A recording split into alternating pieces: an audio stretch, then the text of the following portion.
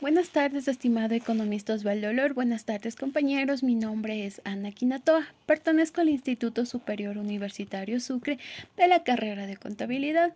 Les voy a hablar del libro Principios de Finanzas Corporativas, capítulo 18. El tema es Relevantes de la política de endeudamiento. El recurso básico de una empresa es la corriente de flujos de efectivo que producen sus activos. Modi, Galini y Miller juntos forman una doble N, quienes demostraron que la política de dividendos no importa en mercados perfectos de capital. También demostraron que las decisiones de financiamiento no importan en los mercados perfectos. Su famosa proposición 1 afirma que una empresa no puede cambiar el valor total de sus títulos simplemente dividiendo sus flujos de efectivo en diversas corrientes. El valor de la empresa está determinado por sus activos reales, no por los títulos que emiten. Así que la estructura de capital no importa mientras las decisiones de inversión de la empresa se consideren como dadas. La combinación de financiamiento a través de deuda y capital se conoce como estructura de capital de una empresa. Desde luego, la estructura de capital no es meramente que deuda o capital. Hay muchos tipos de deuda y por lo menos dos tipos de capital, que es el ordinario y el preferente. Por ejemplo, los bonos convertibles. Las empresas pueden emitir decenas de títulos e innumerables combinaciones. Así se trata de maximizar el valor de mercado de las empresas. Las decisiones realmente importan. Tienen que ver con los activos de la compañía y las decisiones sobre las estructuras de capital, porque son simplemente detalles. Asuntos que deben atender, pero no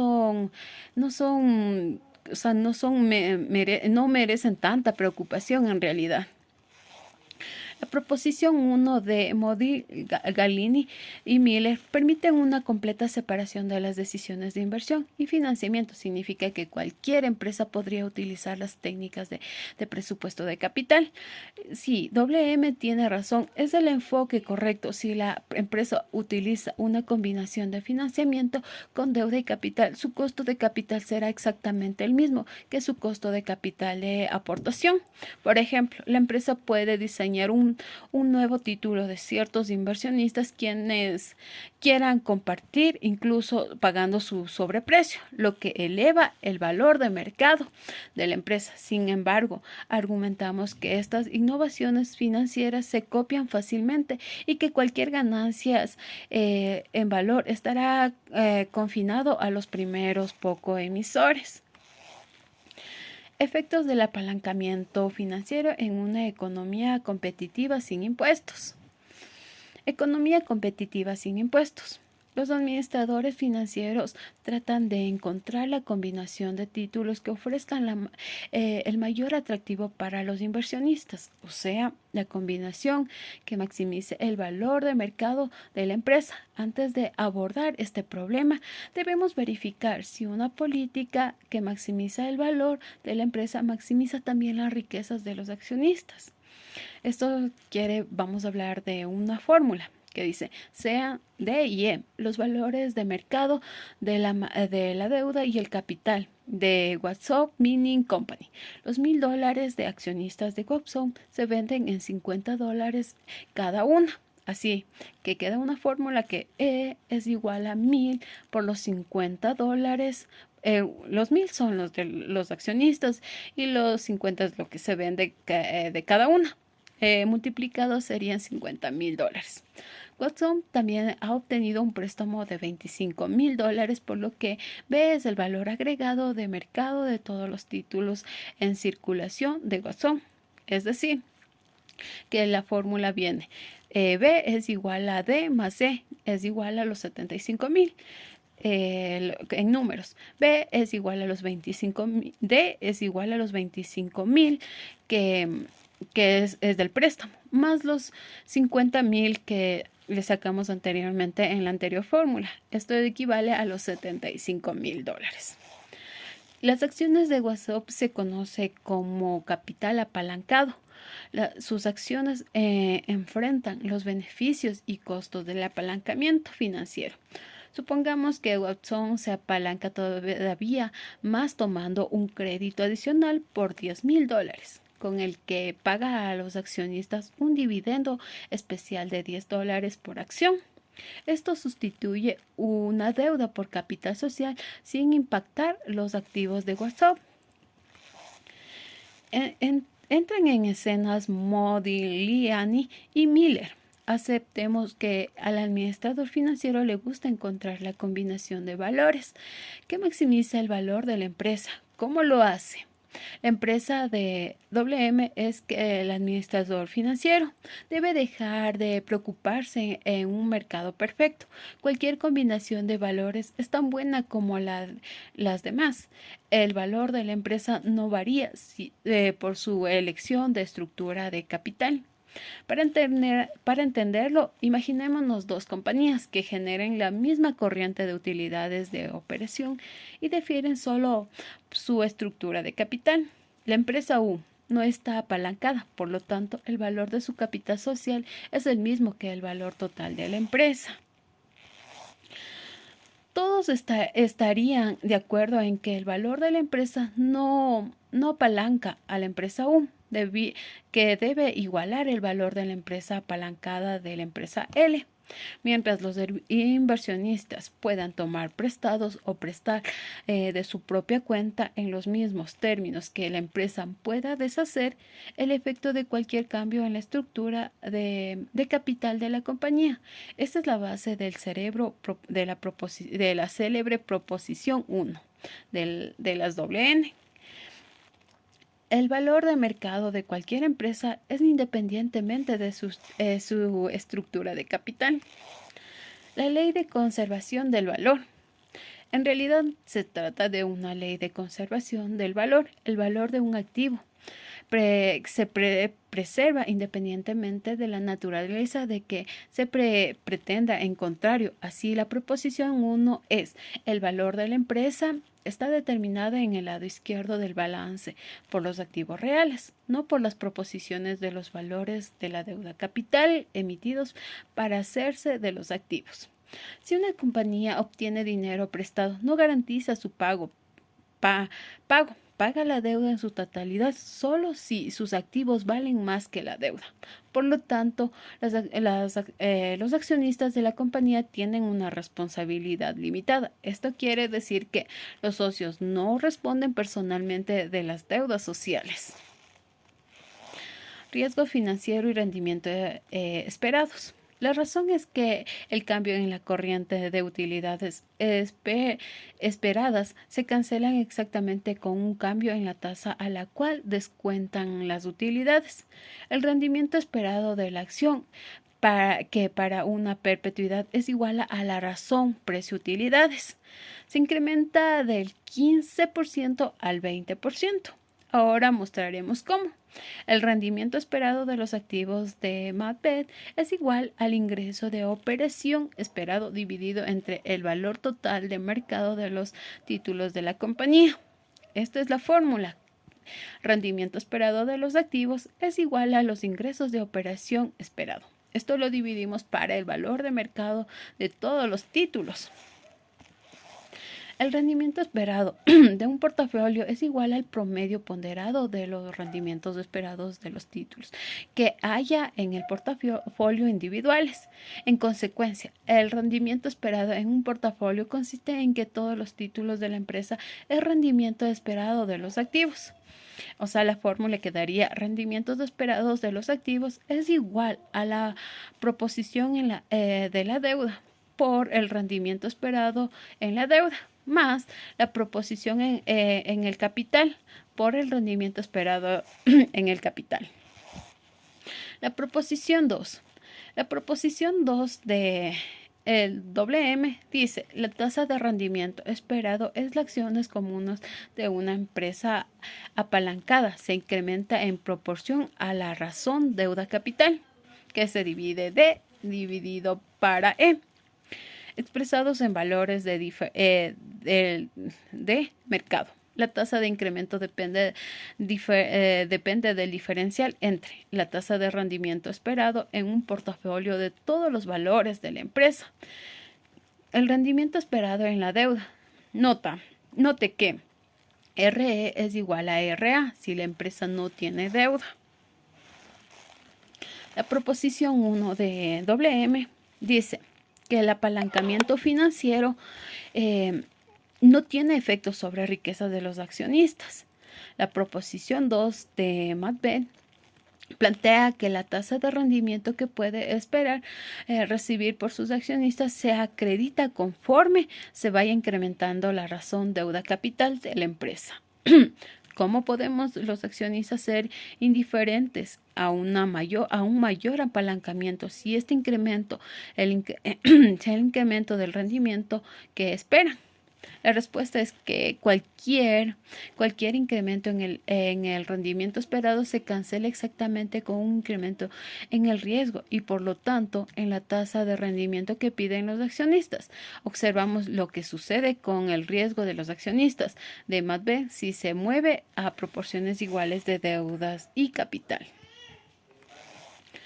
La proposición deuda capital no afecta el riesgo en términos monetarios que soportan los tenedores de títulos de capital. Supongamos que el ingreso de operación baja a $1,500 por $500. En un financiamiento de todo por capital, las utilidades del mismo caen $1 por acción. Hay 1,000 acciones en circulación. Así que la utilidad total de capital baja $1 por 1,000, que es igual a 1,000. Con una deuda del 50%, la misma que baja en los ingresos de operación, reduce las utilidades por acción en $2, pero solo circulan 500 acciones, así que el ingreso total para el capital cae en 2 por 500, que es igual a $1,000, igual que el caso del financiamiento de todo el capital. Sin embargo, la elección de la combinación deuda-capital sí amplifica la diferencia del rendimiento en porcentajes.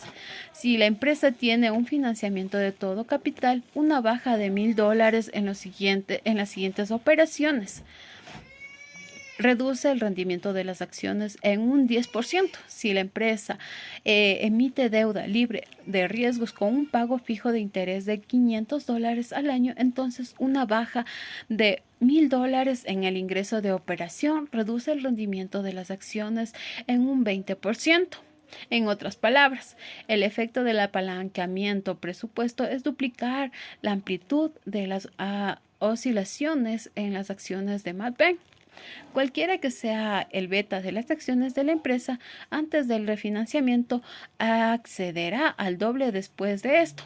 Ahora se entiende por qué el inversionista requiere mayores rendimientos en el capital apalancado. El rendimiento requerido simplemente se eleva para ajustar al mayor riesgo. Costo promedio ponderado del capital. ¿Qué pensaban antes los WM al exponer financiamiento sobre las políticas de endeudamiento? No es fácil decirlo, porque en retrospectiva resulta que no pensaban con mucha claridad. Sin embargo, surgió una postura tradicional. Cuando la empresa contrae un préstamo, el riesgo de incumplimiento se eleva y se exige que la empresa pague mayores tasas de interés. La proposición 2 predice que cuando esto ocurre, la tasa de incremento se vuelve más lenta. Cuando más deuda tenga la empresa, menos sensible a préstamos adicionales. Es esencial porque los tenedores de deuda con riesgo corren algunos de los riesgos de negocio de la empresa. En la medida en que la empresa contrae más créditos, más ese riesgo se transfiere a los accionistas, a los que son tenedores de los bonos. Formas en que el cambio de la estructura de capital afecta a beta. Hemos observado la forma en que los cambios de la estructura financiera afectan el rendimiento esperado. Veamos ahora el efecto en beta. Tanto los tenedores de accionistas como deuda reciben una parte de los flujos de efectivo de la empresa y corren por parte de riesgo. Por ejemplo, si resulta que los activos de una empresa no tienen valor, no habrá efectivo para pagar ni a los accionistas ni a los acreedores. pero los tenedores de deuda suelen tener mucho menos riesgos que los accionistas. Los betas de deuda de grandes empresas de primera clase suelen estar entre 1 y 3. Si usted tuviera un portafolio de todos los títulos de la empresa, no tendría que compartir los flujos de efectivo con nadie. Tampoco compartiría los riesgos, sino que los tendría que correr todos. Así, la beta de los activos de la empresa es igual a la beta de portafolio de toda la deuda de la empresa y de su capital. Dos advertencias. Algunas veces el objetivo de las decisiones de financiamiento se expresa no como maximizar el valor global de mercado, sino como minimizar el costo promedio ponderado de capital.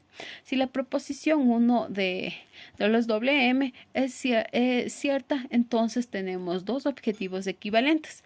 Si la proporción 1 de WM estructura de capital que maximiza el valor de la empresa también minimiza el costo ponderado del capital, siempre y cuando el ingreso de operación sea independientemente de la estructura de capital.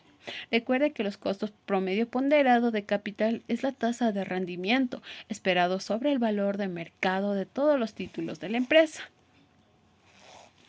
Por tanto, se hace dos advertencias.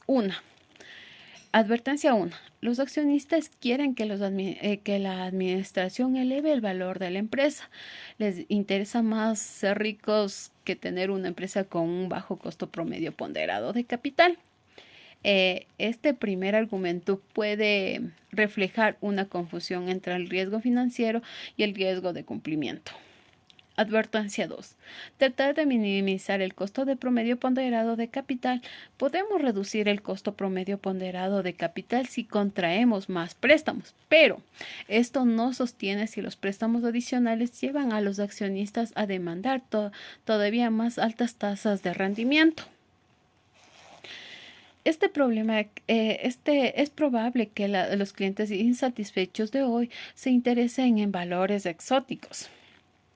Hasta ahora hemos avanzado un poco en la identificación de casos en que el valor de la empresa podría depender razonablemente del financiamiento, pero nuestros ejemplos ilustrados lo que los administradores financieros sagaces buscan es una clientela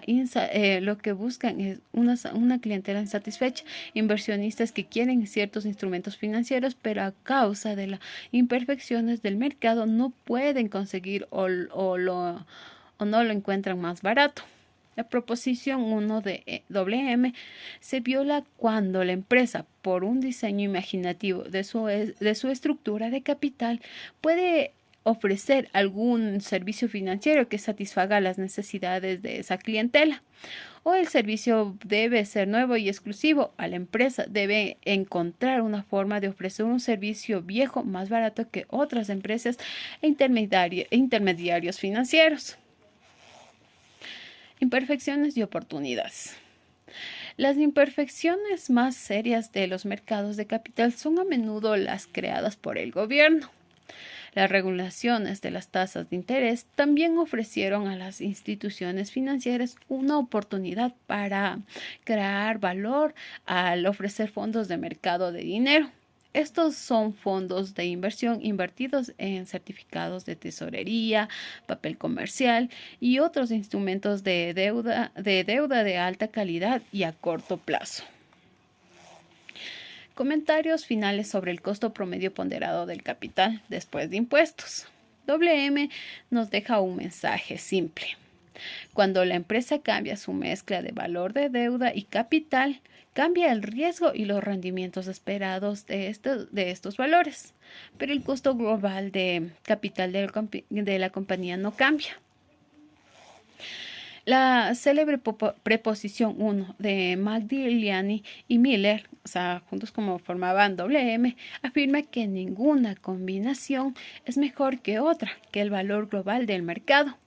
El valor de esto quiere decir que el valor de todos los valores que emite es independiente de su estructura de capital. Las empresas que se endeudan si ofrecen a los inversionistas en menú más complejo de valores, pero los inversionistas responden con bostezos, no les interesa. La proposición 1 es el resultado extremadamente general. Se aplica no solo a punto en el que se debe equilibrar la deuda y el capital, sino a cualquier elección de instrumentos financieros. Por ejemplo, WM dirían que la elección entre la deuda de largo plazo y la deuda a corto plazo tienen efectos sobre el valor de la compañía. Demostraron que Modigliani y Miller demostraron que la política financiera de una empresa no tienen efecto sobre su valuación. Es decir, no importa si la empresa decide repartir dividendos o no, solamente las decisiones de inversión tienen un efecto sobre el valor de la empresa. Gracias.